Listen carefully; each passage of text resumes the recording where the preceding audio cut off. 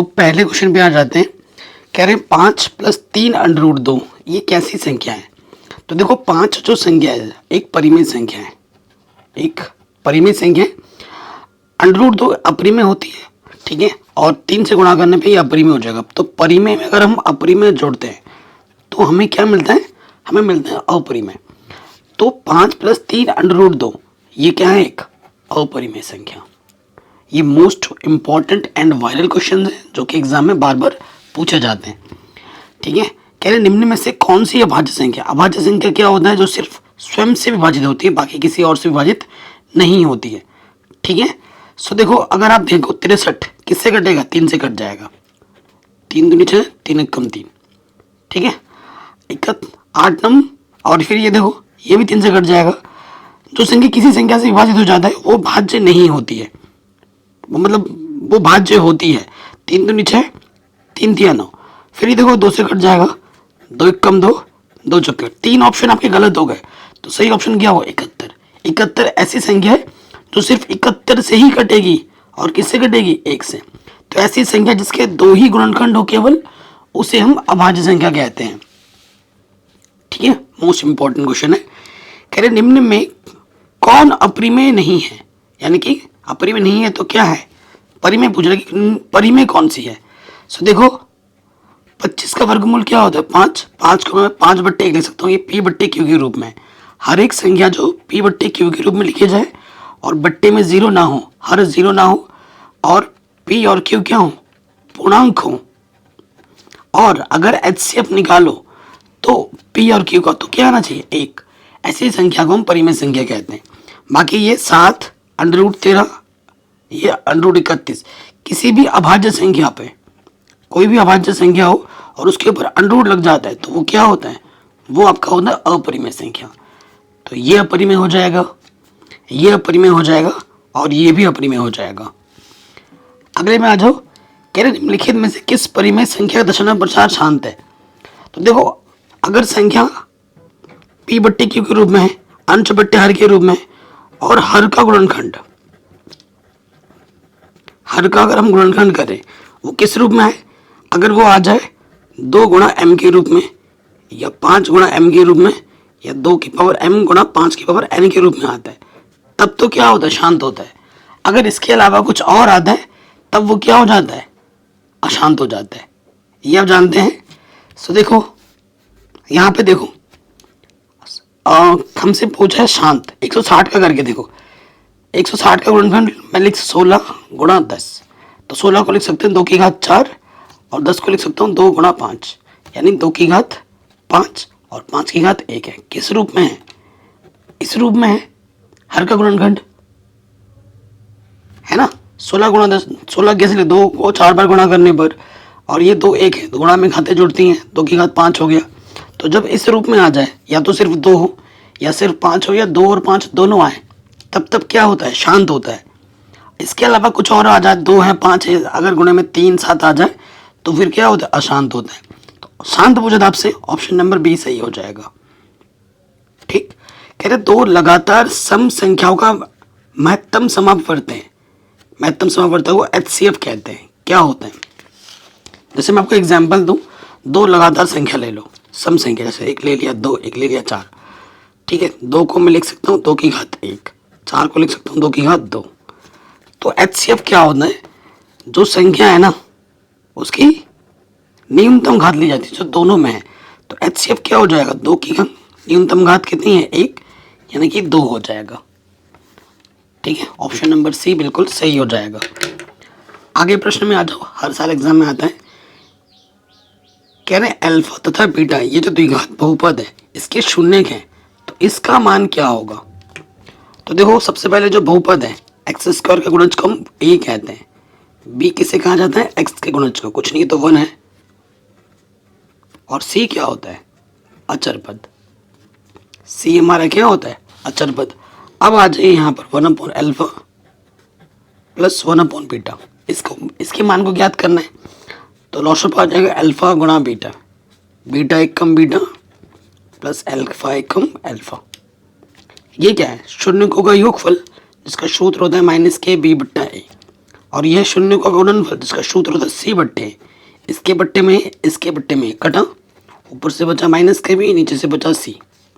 ठीक, अब मान रखो बी का मान है 1, सी का मान है माइनस का 2, माइनस से माइनस कटा, आंसर आ गया 1/2। क्या ऑप्शन में 1/2 है, 1/2 है? जी बिल्कुल है, ऑप्शन नंबर पहला वाला बिल्कुल सही हो जाएगा। ठीक है, अब आ जाओ अगले प्रश्न में, 7वें प्रश्न में। कह रहे किसी समांतर श्रेणी का nवां पद an प्लस बी है, तो इसका पदांतर यानी कि d क्या होगा, सार्वंतर क्या होगा? पदांतर, सार्वंतर को पदांतर भी कहते हैं। तो अगर आपको an दे रखा है, an क्या दे रखा है, an प्लस बी, तो पता है सार्वंतर क्या होता है? जो n का गुणज होता है ना वही सार्वंतर होता है। तो n का गुणज यहाँ क्या है, a, ये शॉर्ट ट्रिक है। तो d हमारा क्या होगा, a होगा, तो सार्वंतर हमारा a आ जाएगा। कह रहे हैं ये जो बिंदु इसका भुज क्या होगा, कोई भी बिंदु है x निर्देशांक होता है, y निर्देशांक, x को भुज कहते हैं और y को कोटि कहते हैं। ठीक है, x को भुज और y को कोटि कहते हैं। तो भुज हमारा क्या हो जाएगा, 6 हो जाएगा। अगला कह रहे बिंदु 2,3 कहाँ स्थित है? देखो ये x अक्ष, ये y अक्ष। आप जानते हैं इधर x का मान प्लस में, इधर x का मान माइनस में, ऊपर y का मान प्लस में, नीचे y का मान माइनस में। तो x में प्लस और y में भी प्लस है, तो इधर प्लस, ऊपर y का मान प्लस। तो ये प्रथम चतुर्थांश, ये दूसरा, ये तीसरा, ये चौथा। तो ये बिंदु किस में, प्रथम चतुर्थांश में, प्रथम पाद में। ठीक है, अगर इधर बात करें तो इधर नेगेटिव होता है, ऊपर y का मान पॉजिटिव, इधर नेगेटिव, नीचे y का मान भी नेगेटिव, इधर x का मान पॉजिटिव, नीचे y का मान नेगेटिव, ये चिन्ह होता है। सेकंड का होता है नेगेटिव कॉमा पॉजिटिव, थर्ड का होता है negative comma negative, and fourth का होता है पॉजिटिव कॉमा नेगेटिव। अगले प्रश्न में आ जाओ। कह रहे हैं x बराबर a, y बराबर b इन समीकरण के हल हैं। तो पहले हल करके देखो, x प्लस वाई बराबर 4 है और x माइनस वाई बराबर 2 है। हल करो, जोड़ देंगे x और x कितना हो जाएगा, 2x, 4 और 2 6, x का मान आ गया 3। ठीक है, फिर देखो यहाँ पर x प्लस वाई बराबर 4 है, तो x का मान कितना रखना है, 3 रखना है, रख दो। तो प्लस का 3 रख के माइनस हो जाएगा, 4 में 3 घटाओगे 1 आ जाएगा। x को हमने a बोला है और y को हमने b बोला है प्रश्न में, तो a का मान 3 और b का मान 1 होगा, 3,1। ऑप्शन नंबर सी बिल्कुल सही हो जाएगा। आगे आ जाओ। कह रहे हैं इसके मूलों की प्रवृत्ति कितनी होगी, प्रकृति। मूलों की प्रकृति का मतलब है आपको विविक्त कर निकालना है, फिर बात करनी है। क्या निकालना है आपको, विविक्त कर। चलिए विविक्त कर निकालते हैं। तो विविक्त कर का जो सूत्र होता है ना, d बराबर b² माइनस के 4ac होता है। ये तो आपको पता ही होगा, है कि नहीं। अब यहाँ से देखिए a का मान क्या होता है, x के गुणज को हम a कहते हैं 1 है, b हमारे पास क्या है, x के गुणज को हम b कहते हैं 2 है, और c हमारे पास क्या है, अचर पद 4। चिन्हों का भी ध्यान रखना है हमें। b का मान हमारे पास 2 है, रख दिया 2, 4, a का मान हमारे पास 1 है और c का मान हमारे पास 4 है। तो 2 दूनी 4, 4 चौको 16। ठीक है, 4 में से 16 घटाएंगे तो कितना आ जाएगा, -12। कुल मिला के हमारे पास -12 आ गया। ठीक है, हमारे पास -12 आ गया। माइनस से ही मतलब है, अगर देखो d का मान माइनस में आता है तो इसका कोई वास्तविक मूल नहीं होता, यानी कि अवास्तविक है। क्या है, अवास्तविक है। अगर d का मान प्लस में आता है तो वास्तविक और असमान मूल होता। ठीक है, और अगर d का मान 0 होता तो वास्तविक और समान होता। ठीक है, अगले प्रश्न में आ जाओ। इन दो बिंदुओं के बीच की दूरी निकालनी है। ये है x1, ये है y1, ये है x2, ये है y2। इस बिंदु को P बोलो, इस बिंदु को Q। पी क्यू हमें निकालना है। सो देखो पी क्यू का x1 सूत्र क्या होता है, x1 माइनस x2 का वर्ग, y1 माइनस y2 का वर्ग। x1 क्या है 4, x2 क्या है 2, y1 है -1, y2 है 3 वर्ग। 4 में से 2 घटाएंगे तो कितना आ जाएगा 2, और ये आ जाएगा -1 माइनस का 3 माइनस के 4। 2 का वर्ग 4 होता है, 4 का वर्ग 16 होता है, ये आ जाएगा 20। 20 को लिख सकता हूँ 4 पंजे 20। ठीक है, 4 का वर्गमूल होता है 2, 5 का जोड़ा नहीं बना तो अंडर रूट के अंदर, यानी कि 2 under root 5, 2 under root 5, option number D. कहीं पे भी डाउट हो, दिक्कत हो, परेशानी हो, वीडियो को दोबारा देखें। कह रहे हैं बिंदु इतने और इतने को मिलाने वाले रेखाखंड के मध्य बिंदु। ठीक है, पहले इन दोनों का क्या निकालना है, मध्य बिंदु जो आएगा, मध्य बिंदु से इस बिंदु के बीच की दूरी बतानी है। देख रहे हो क्या खेल खेला है। पहले इसका मध्य बिंदु निकालते हैं। तो मध्य बिंदु निकालने का जो सूत्र होता है वो होता है x1 प्लस x2 बट्टे में 2। अगला वाला होता है y1 प्लस y2 बट्टे में 2। x1 कितना है 4, x2 है 2 बट्टे में 2। आखिर वाला y1 10 और ये 2, y1 प्लस y2 बट्टे 2। ये 4 और 2 6 बट्टे 2 और ये 12 बट्टे 2। 2 3 6, 2 6 12। तो बिंदु आ गया एक बिंदु हमारा P मिल गया 3,6 और Q बिंदु ये दे रखा है। इनके बीच की हमें दूरी निकालनी है। तो सूत्र आपको पता ही है, मैं यहीं कर दे रहा हूँ। देखो ये x1 है, ये x2 का वर्ग, y1 माइनस y2 का वर्ग। 3 में से 0 घटाएंगे 3 आएगा, 3 का वर्ग 9, यहाँ से 4 आएगा, 4 का वर्ग होता है 16, तो ये आ गया 25, 25 का वर्गमूल होता है 5, तो आंसर आ जाएगा 5 इकाई। ठीक है, कोई दिक्कत हो, कोई परेशानी हो, वीडियो को दोबारा ज़रूर देखें। अगले प्रश्न में आ जाओ। त्रिभुज के केंद्रक के शीर्षक बताने की क्या होगा। केंद्रक देखो, x के लिए सूत्र क्या होता है, x1 plus x2 plus x3 बट्टे में 3। फिर y के लिए जो सूत्र होता है, y के लिए सूत्र होता है y1 plus y2 plus y3 बट्टे में 3। अब आप कहोगे सर x1 x2 क्या है, ये x1 ये y1, x2 ये y2, ये x3 ये y3 मान रखो। ठीक है, मान रखेंगे x1 पहले 2 प्लस 0 प्लस 4 बट्टे में 3, यानी कि 4 और 2 6 बट्टे 3, यानी कि 3 दूनी 6।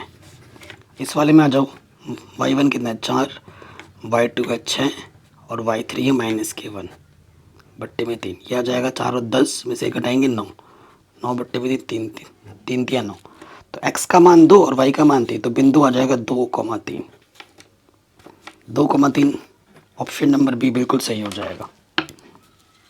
ठीक, अगले प्रश्न में आ जाओ। कह रहे हैं ये तीनों बिंदु अगर संरेख हैं, संरेख का मतलब है कि एक ही रेखा में है, तो क्या होगा, कौन सी कंडीशन सही होगी। देखो जब संरेख होता है तो त्रिभुज का क्षेत्रफल क्या होता है, 0 के बराबर होता है। जब संरेख होता है ना, तो त्रिभुज का क्षेत्रफल 0 के बराबर होता है। सो त्रिभुज का क्षेत्रफल का सूत्र क्या होता है, पहले तो ये देख लो, 1/2 x1 y2 माइनस y3, फिर आपका आ जाता है x2 y3 माइनस y1, फिर x3 y1 माइनस y2। ठीक है, क्योंकि संरेख है तो त्रिभुज का क्षेत्रफल तो 0 होगा, यहाँ 1/2 मान रखो। x1 देखो ये x1 है, ये y1, x2 y2, x3 y3। x1 का मान 1 है, y2 का मान आपका 0 है एंड y3 का मान आपका b है। x2 आपका 0 हो गया, 0 के साथ कुछ भी हो 0 हो जाता है, तो इसका मान रखने की ज़रूरत नहीं है। x3 आ जाओ, x3 कितना है a, फिर है y1, y1 हमारा 2 एंड फिर क्या है y2, y2 हमारा 0 है।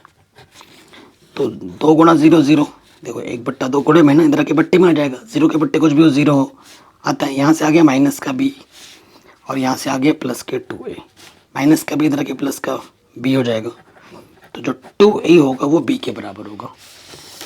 ठीक है, 2a जो होगा वो b के बराबर होगा। ऑप्शन नंबर सी सही हो जाएगा। कह रहे हैं दो समान कोणिक त्रिभुजों में उनकी संगत भुजाओं का अनुपात सदैव समान होता है, यह कथन किसका है, थेल्स का है। ठीक है, कह रहे हैं यदि किसी त्रिभुज में दो भुजाओं के वर्गों का योग तीसरी भुजा के वर्ग के बराबर होता है, तो तीसरी भुजा के सम्मुख का कोण कितना होता है, 90 डिग्री का होता है, 90 अंश का होता है। ठीक है, पाइथागोरस प्रमेय। अगर दो भुजा हैं, देखो आप जानते हैं अगर ये भुजा और ये भुजा का वर्ग अगर मैं लिख दूँ यहाँ पर ए बी सी, अगर ए बी का वर्ग प्लस बी सी का वर्ग किसके बराबर है, ए सी के वर्ग के बराबर है, बड़ी वाले के, तो उसके सामने वाला जो कोण होगा वो कितने का होता है, 90 का होता है। आगे आ जाओ अगले प्रश्न में, कह रहे हैं त्रिभुज ए बी सी और त्रिभुज ए डी ई एफ क्या है, ये समरूप है, पहले ही बोल दिया इसने। तो हमें बोल रहा है कि जो ए बी सी का क्षेत्रफल है वो 54 सेंटीमीटर स्क्वायर है, तो डी ई एफ का क्या होगा। तो देखो जब दो त्रिभुज समरूप होते हैं तो उनके क्षेत्रफलों का अनुपात, एरिया मतलब क्षेत्रफल त्रिभुज ए बी सी बट्टे एरिया डी ई एफ क्या होगा, संगत भुजा। संगत भुजा जैसे यहाँ पर दे रखा है बी सी, यहाँ पे बी सी दे रखा है तो इसकी संगत भुजा क्या है, ई एफ। तो ये संगत भुजा का वर्ग बी सी बट्टे ई एफ के वर्ग के बराबर होता है, ठीक है ना, संगत भुजा का अनुपात के वर्ग के बराबर होता है। तो ए बी सी का क्षेत्रफल दे रखा है 54 और डी एफ का निकालना, जिसको निकालना उसको मैं एक्स बोल देता हूँ। बी सी दे रखा है 3 और ई एफ दे रखा है 4 वर्ग, ठीक है। अब हल करो, 3 3 9 4 चौको 16, तो गुणे में आ जाएगा 54, बट्टे के इधर गुणे में आ जाएगा, ये बट्टे वाला इधर गुणे में और गुणे वाला इधर बट्टे में, तो काटो 9 छक 54, ठीक है, 6 छंग 36, 3 लगा, 6 कम 6 3 9, आंसर आ जाएगा 96। कितना आ जाएगा, 96 सेंटीमीटर स्क्वायर। ये हमें हमारा उत्तर मिल जाएगा आराम से। अगला क्वेश्चन है वृत्त के अंदर एक दिए हुए बिंदु से, ठीक है, देखो ये वृत्त है, कह रहे एक वृत्त के अंदर एक दिए हुए बिंदु से कितनी स्पर्शरेखा खींच सकते हो। अगर एक बिंदु हमें दे रखा है, वृत्त के अंदर हम एक दिया हुआ बिंदु, स्पर्शरेखा खींचने के लिए कितनी खींच सकते, कोई भी नहीं खींच सकते। स्पर्शरेखा बाहर से टच करते हुए जाता है, यहाँ से अंदर से तो जो जाती है ना उसे हम छेदक रेखा कहते हैं, स्पर्शरेखा नहीं कहते उसको हम क्या कहते हैं, छेदक रेखा। तो इसका आंसर हो जाएगा 0 कि भाई अंदर है तो कोई स्पर्शरेखा खींच ही नहीं सकते। अगले प्रश्न में आ जाओ। अगले प्रश्न में हमसे क्या बोल रहे हैं, देखो यहाँ से कह रहे त्रिभुज ए बी सी और डी ई एफ, त्रिभुज बना लो पहले, त्रिभुज ए बी सी और दूसरा वाला त्रिभुज है D E F, D E F, ये ए बी बट्टे डी, ए बी देखो ये ए बी और ये है डी, ठीक है, और बी सी, ए बी के साथ क्या लगा है बी सी ये वाला, और ई एफ ये, तो दो संगत भुजा का अनुपात बराबर है। तो ये त्रिभुज समरूप कब होंगे, जब ये वाला कोण जो अटैचमेंट वाला जो दो भुजा होती है उनके बीच का जो कोण होता है वो बराबर चाहिए। जब बी कोण किसके बराबर हो, ई के बराबर हो, जब बी कोण किसके बराबर हो, ई कोण के बराबर हो, तभी ये चीज़ समरूप हो पाएगी। किस नियम से, एच नियम से, ठीक है। अगले प्रश्न में आ जाओ, कह रहे हैं समद्विबाहु समकोण त्रिभुज में सी कोण समकोण है। समद्विबाहु देखो पहले ही बोल दे, पहले समकोण त्रिभुज बना लो, समद्विबाहु है यानी कि दो भुजा तो बराबर है। सी कोण समकोण है तो यहाँ पर कहीं बी होगा, यहाँ कहीं पर ए होगा, ए बी सी, यानी कि हमारे पास ए सी भुजा किसके बराबर, बी सी। समकोण बोला है तो पाइथागोरस प्रमेय के अनुसार क्या होता है, ए बी का जो वर्ग होता है, कर्ण का जो वर्ग होता है वो बी सी स्क्वायर ये वाला प्लस ए सी स्क्वायर के बराबर होता है। आधार का वर्ग प्लस लंब के वर्ग के बराबर होता है, ये हम जानते हैं। तो देखो प्रश्न में बी सी कहीं दिख रहा है क्या, ए सी दिख रहा है, 2AC। तो मैं देखो आपको पता है जो बी सी है और जो ए सी बराबर है, तो मैं बी सी की जगह क्या रख सकता हूँ, ए सी, तो ये आ जाएगा ए सी का वर्ग, और ये ऑलरेडी ए सी है, ए सी स्क्वायर कितनी बार है, 2 बार, तो आंसर आएगा 2AC स्क्वायर, यानी कि ए बी स्क्वायर किसके बराबर होगा, 2AC स्क्वायर के बराबर होगा, ठीक है, कोई दिक्कत नहीं। अगले क्वेश्चन पे आ जाओ, कह रहे किसी भाई बिंदु P से एक वृत्त है जिसका केंद्र O है। देखो ये वृत्त है जिसका केंद्र हमारा क्या है, O है। एक बाह्य बिंदु लेना है P, यहाँ पर खींची गई 2 स्पर्शरेखाएं, इस बिंदु से 2 स्पर्शरेखाएं हम खींच रहे हैं, ठीक है, PA और PB, PA ये PB, कि जो बीच का कोण 80 है तो आपको पी ओ ई बताना है, पी ओ ई। देखो कौन सा पी ओ है, ये पी ओ ए, ये वाला कोण कितना होगा वो बताना है आपको। ठीक है, तो सबसे पहले देखो हम जानते हैं स्पर्श रेखा और त्रिज्या के बीच कितने अंश का कोण बनता है, 90 अंश का कोण बनता है प्रमेय दार्शनिक से, ये हम जानते हैं।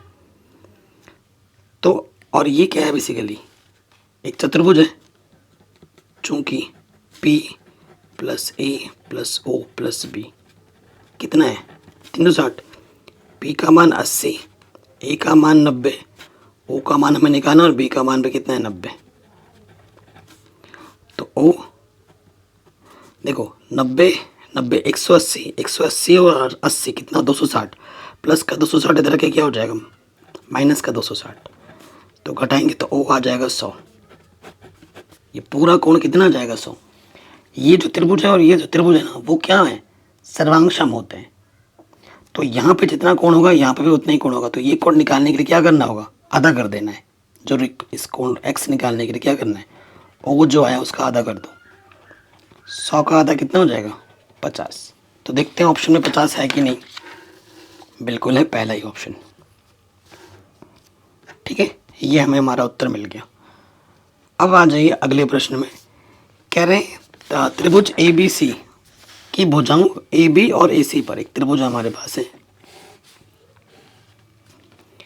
A B C, A B और ए सी पर दो बिंदु हैं, एक बिंदु डी है और एक बिंदु ई है। ठीक, इस प्रकार है कि जो डी ई है वो बी सी के समांतर है। ठीक है, तो आप जानते हैं, और ये हमें दे रखा है ए डी बट्टे डी बी, ए डी बट्टे डी बी, अनुपात का मतलब बट्टा होता है, 3:1 दे रखा है। ए ई हमें 6.6 दे रखा है, तो ए सी का मान क्या होगा, ए सी निकालना है। देखो ये चीज़ हमें दे रखी है कितनी 6.6, जब तक ये नहीं आएगी ए सी नहीं पता चलेगा तब तो हम नहीं निकाल सकते। तो देखो थेल्स प्रमेय से हम जानते हैं कि ऑब्जेक्टिव है ना, उसी हिसाब से मैं लिख रहा हूँ कि ये चीज़ इसके समांतर है, तो क्या होगा ए डी बट्टे डी बी किसके बराबर होगा, ए ई बट्टे ए सी। ठीक है ना, ए डी बट्टे डी बी क्या दे रखा है 3:1, ए ई दे रखा है 6.6 और ई सी हमने माना है x। तो 3 से गुणा करो, 3x, किसी भी संख्या को 1 से गुणा कर दे वही आ जाता है। 3 गुणा में इधर के बट्टी में आ जाएगा 3 दूनी 6, 3 दूनी 6, तो x का मान आ जाएगा 2.2। अब हमें निकालना ए सी है, कैसे आएगा, जब 6.6 में हम जोड़ देंगे ये वाला x, यानी कि 6.6 में हमें क्या जोड़ना है 2.2, 6 2 8, 6 2 8, 8.8 आ जाएगा आंसर, 8.8। अगले प्रश्न में आ जाओ। कह रहे हैं समांतर श्रेणी का 10वां पद क्या होगा, a10। a10 का मतलब 10 है तो कम कर दो a प्लस 9d। प्रथम पद क्या है 8, d क्या होता है सार्वंतर, सार्वंतर यानी कि दूसरे वाले पद में से पहले वाले पद को घटा दो, 2 आ गया। तो देखो 8 9 दूनी 18, 8 और 8 16, यानी कि ये हो गया 26 आ जाएगा। अगले वाले प्रश्न में आ जाओ। कह रहे हैं यदि समीकरण का एक मूल 2 है तो k का मान क्या होगा। मूल क्या करता है, समीकरण को संतुष्ट करता है, ये आप जानते हैं। मूल क्या करता है, समीकरण को संतुष्ट करते हैं। तो x के जहाँ जहाँ x है वहाँ 2 रख दो, 2 का वर्ग 2 के गुणे में 2 प्लस 4, 2 दूनी 4, 2 दूनी 4 के प्लस 4, 4 और 4 8। ठीक, प्लस के 8 इधर के क्या हो जाएगा माइनस के 8, 4 गुणे में इधर के बट्टी में आ जाएगा 4 दूनी 8, के का मान आ जाएगा माइनस के 2। ठीक है, के का मान कितना आ जाएगा माइनस के 2 आ जाएगा। ऑप्शन नंबर बी बिल्कुल सही हो जाएगा। अब आ जाओ। कह रहे हैं समांतर श्रेणी का कौन सा पद शून्य है। समांतर श्रेणी पहले ही बोल दिया कौन सा पद शून्य है। प्रथम पद क्या है a बराबर 21, कौन सा पद शून्य मान लेते हैं n पद शून्य है, an 0 है, हमें n निकालना है। और d क्या है दूसरे वाले पद में से पहला वाला पद घटा दो, यानी कि -3। और आप जानते हो कि भैया जो ए एन होता है वो होता है ए प्लस एन माइनस वन गुणा डी। ए एन हमारा 0 दे रखा है, ए हमारा 21 है, एन हमें निकालना और डी हमारा माइनस के 3 है। प्लस का 21 तरह के माइनस का और गुणे में ये माइनस का 3, -3 गुणे में इधर के बट्टे में आ जाएगा, ये हो गया n माइनस 1। 3 सतह 21, माइनस का इधर के प्लस का हो गया, तो n का मान आ जाएगा 8। n का मान कितना आ गया 8, तो ऑप्शन नंबर सी सही हो जाएगा, 8वां पद। कह रहे हैं इनमें से एक मूल क्या है, मूल क्या होता है जो समीकरण को संतुष्ट करता है, उसे मूल कहते हैं। एक मूल क्या है, अगर x का मान 0 रखेंगे तो क्या ये 0 के बराबर आ रहा है, नहीं, x का मान 1 रखो, हाँ x का मान 1 रखेंगे, 2 और 5 7, 0 नहीं आ रहा है। यहाँ 2 रख के देखो, 4 दूनी 8 और 5 दूनी 10, ना ये भी नहीं आ रहा है। 4 रख के देखो, x की जगह पे 4 रख के देखो, माइनस के 4 चौको 16 दूनी 32 और 4 पंजे 20 -12, ये हाँ ये संतुष्ट कर रहा है। ठीक है, हल किया, बायां पक्ष हल किया, हमें दायां पक्ष मिल जा रहा है, यानी कि ऑप्शन नंबर सी हमारा संतुष्ट कर रहा है। या इसका एक मूल होगा।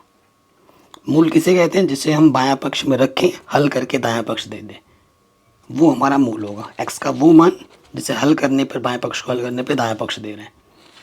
ठीक है, ये आंसर आ गया। अगले प्रश्न में आ जाओ। कह रहे हैं ये जो बहुपद है इसके शून्य के अल्फा और बीटा है, तो अल्फा प्लस बीटा का मान क्या होगा, शून्यों का योगफल, यानी कि माइनस के बी बट्टा ए।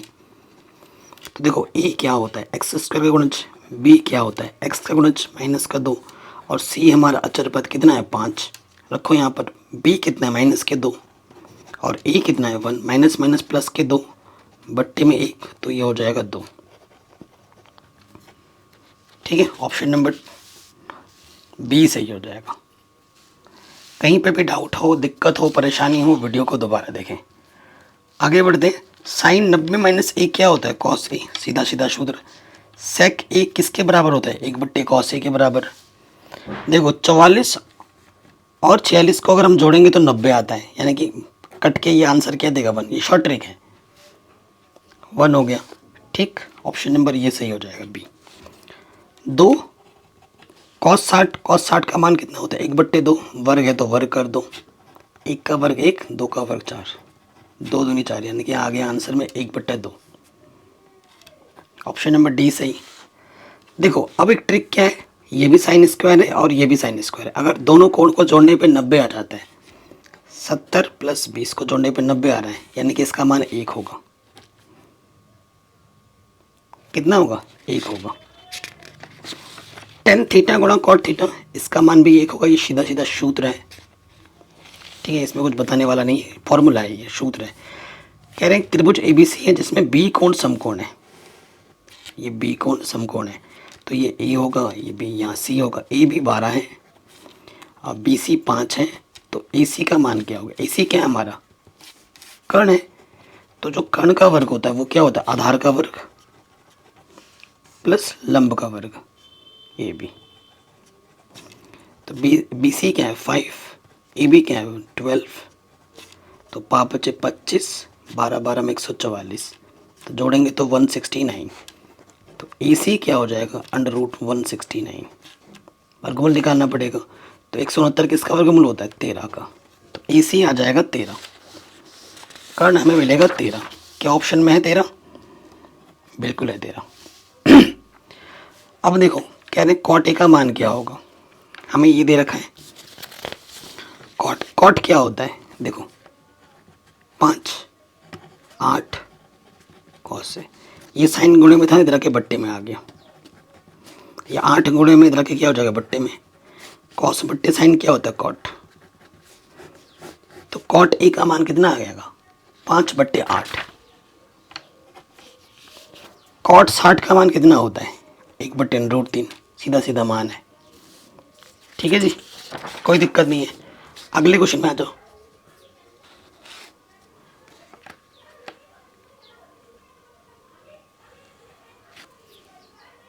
अगले क्वेश्चन में देखो ये बोला जा रहा है ना, जब सूर्य का उन्नयन कोण 60 डिग्री है, उन्नयन कोण क्या होता है ना, देखो तो एक खंभा है जिसकी ऊंचाई 6 मीटर है, ये खंभा है जिसकी ऊंचाई 6 मीटर है, तो इसकी छाया की लंबाई कितनी होगी ये हमें बतानी है। ये खंभा है, ये इसकी छाया है। उन्नयन कोण क्या होता है, जो नीचे से जब ऊपर हम देखते हैं जो कोण बनता है उससे हम उन्नयन कोण कहते हैं। तो ये कोण हमें दे रखा है 60 डिग्री। देखो एक लंबाई दी है और दूसरी लंबाई आपको निकालनी। छाया की लंबाई हमने मान ली कि x है। देखो कोण के सामने वाली भुजा को हम क्या कहते हैं, लंब कहते हैं, और 90 अंश के सामने वाली भुजा को हम क्या कहते हैं, कर्ण कहते हैं। तो ये ऑटोमेटिकली क्या हो जाएगा, आधार। और आपको ये पता ही होगा, जो पता होता है और जो निकालना होता है उसके बीच में संबंध लगाते हैं। तो देखो लंब हमें पता है और आधार हमें निकालना है। लंब बट्टे आधार क्या होता है, tan थीटा। थीटा कितना है, 60। लंब हमारे पास 6 है, आधार हमारे पास x है। tan 60 का मान होता है √3। ये गुणा है, ये बट्टे में आ जाएगा। √3 से ऊपर नीचे क्या कर दिया, गुणा कर दिया। अब 6 √3 है, तो यहाँ से देखो √3 गुणा √3 से 3 हो जाएगा, 3 दूनी 6, तो ये आ गया 2 √3 x। तो x का मान क्या होगा, 2 √3 है, ठीक है। x का मान कितना आ जाएगा, 2 √3 आ जाएगा, कोई दिक्कत नहीं है। अगले प्रश्न में आ जाओ। कह रहे हैं यदि एक अर्धवृत्त का परिमाप, ये अर्धवृत्त है देखो चंदा मामा की तरह, ठीक है। अर्धवृत्त का जो परिमाप है वो 36 मीटर दे रखा है, 36 सेंटीमीटर। तो इसकी त्रिज्या क्या होगी, तो मान लेते हैं इसकी भैया त्रिज्या r है। तो अगर इसका ध्यान से देखा जाए ना परिमाप, तो देखो परिमाप क्या होगा, बाहर से क्या है, अर्धवृत्त है, और यहाँ से पूरा व्यास है। परिमाप का मतलब होता है बाउंड्री।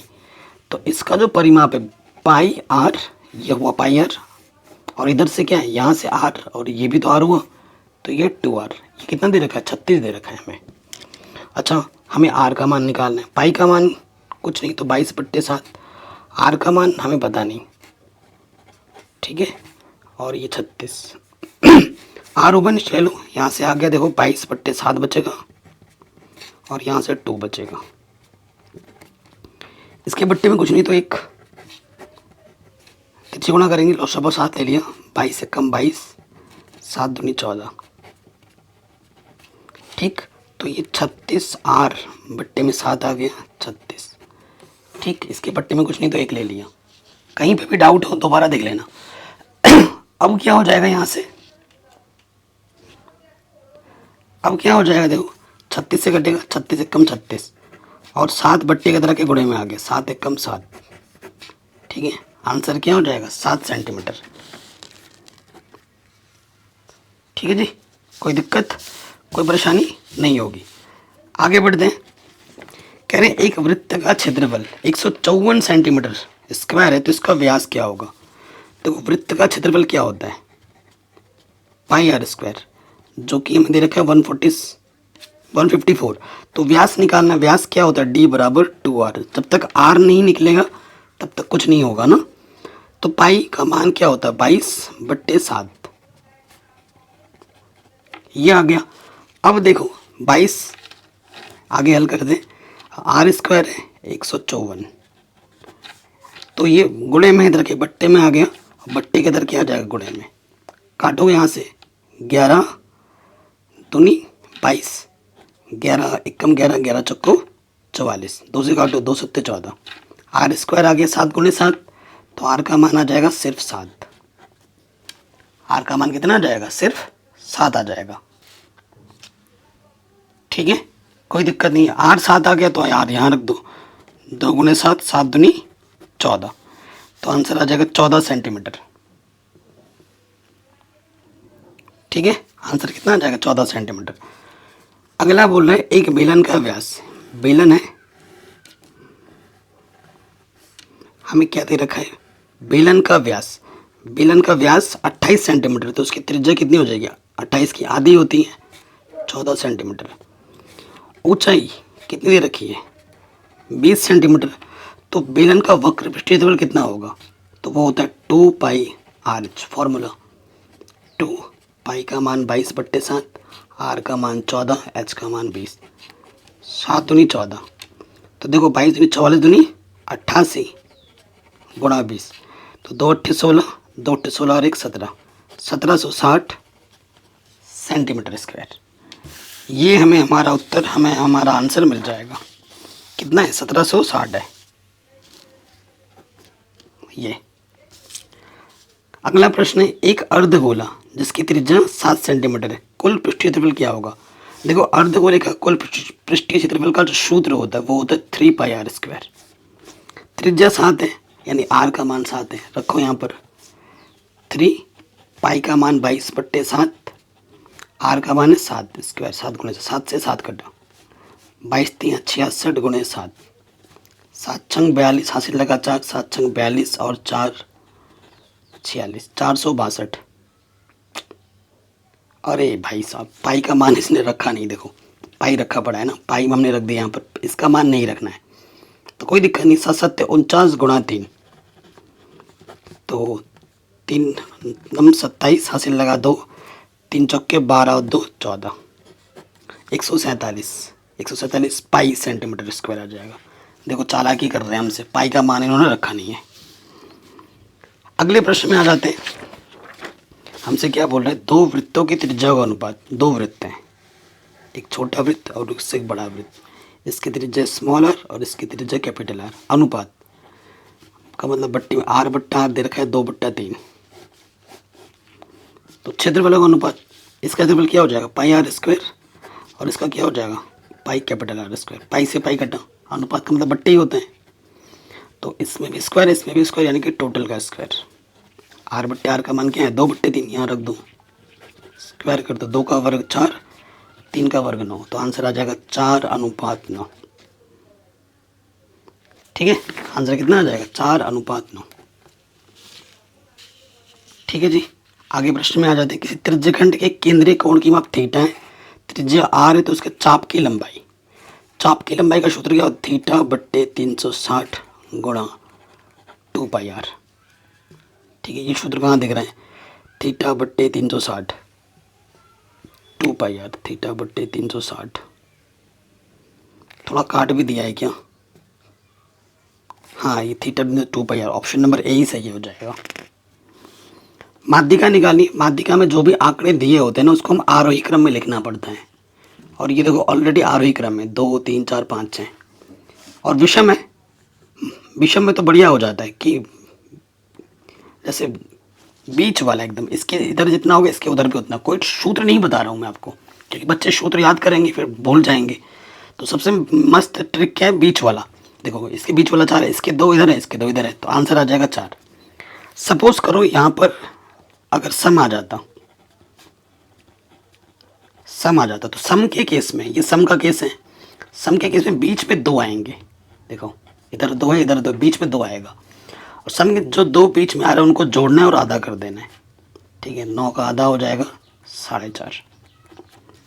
ठीक है, अगर सम का केस आता है तो ऐसा होता है।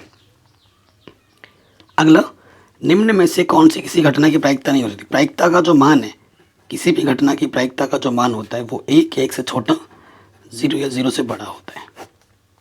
ठीक है, तो ये देखो ये 1.5 आ गया, 1 से बड़ा आ गया, तो ये नहीं हो सकता, बाकी सारे 1 से छोटे हैं। अगला क्वेश्चन है, इसका वर्ग चिन्ह क्या होता है? वर्ग चिन्ह क्या होता है? जो वर्ग अंतराल होता है उनको जोड़ दो और उसका आधा कर दो। ठीक है, तो 30 का आधा कितना आ जाएगा? 15। ठीक है, आंसर आ जाएगा 15। कह रहे किस आलेखीय चित्र से माध्यिका ज्ञात की जाती है? तोरण से माध्यिका ज्ञात की जाती है। एक पासे को एक बार फेंकने पर 5 आने की प्रायिकता। देखो पासे को जो हम फेंकेंगे तो उस पर क्या परिणाम आएंगे? 1 2 3 4 5 6। तो कुल परिणाम क्या है हमारे पास? 6 है। 5 कितनी बार है? एक ही बार है। प्रायिकता निकालनी है। प्रायिकता निकालनी है तो सूत्र क्या होता है? संभव परिणाम बट्टे कुल परिणाम। 5 आने के लिए संभव परिणाम कितना है? एक ही है, और कुल परिणाम कितना है? 6 है, तो आंसर आ जाएगा 1/6। अगले प्रश्न में आ जाओ। अच्छी तरह से फेंटे गए ताश के पत्तों में से यादृच्छा एक पत्ता निकाला जाता है, मतलब बिना देखे एक पत्ता निकाला जाता है। लाल रंग के रानी होने की प्रायिकता बतानी है। देखो ताश में जो पत्ते होते हैं टोटल होते हैं 52। उसकी 2 कैटेगरी होती है, 26 लाल और 26 काले। लाल की भी 2 कैटेगरी होती है और काले की भी 2 कैटेगरी होती है, जिसमें 13-13 पत्ते होते हैं। सारे चैप्टर्स को मैंने पढ़ा रखा है डिटेल में, आप लिंक्स मिलेगा डिस्क्रिप्शन में जाके देख सकते हैं। रानी, तो इसके पास भी एक रानी है और इसके पास भी एक रानी है। लाल रानी की बात कर रहे हैं, तो जो लाल रानी है वो कितनी है? 2। संभव परिणाम 2 है और कुल परिणाम कितना है? 52 है। तो प्रायिकता क्या हो जाएगा? संभव परिणाम बट्टे कुल परिणाम। 2 एक कम 2, 2 दूनी 4, 2 छंग 12, 1/26। ऑप्शन नंबर सी हमारा बिल्कुल सही हो जाएगा। तो इस तरीके से आज के वीडियो में मैंने ऑफिशियल जो एग्ज़ाम में बार बार प्रश्न पूछे जाते हैं बोर्ड एग्जाम में, वायरल 50 मोस्ट इंपॉर्टेंट क्वेश्चन बता दिए विद सोल्यूशन। बाकी मैंने पूरा पढ़ा रखा है फुल एनसीईआरटी, जिसके लिंक्स मिलेगी आपको डिस्क्रिप्शन पे। नई एनसीईआरटी भी करा दी है, पुरानी भी करा दी, chapter wise important question, objective question, sample paper, viral paper, model paper, पुराने पेपर सब करा रखे हैं, आपको मिलेगा डिस्क्रिप्शन पे। मैथ के साथ साथ विज्ञान में मैंने पूरी पढ़ा रखी है।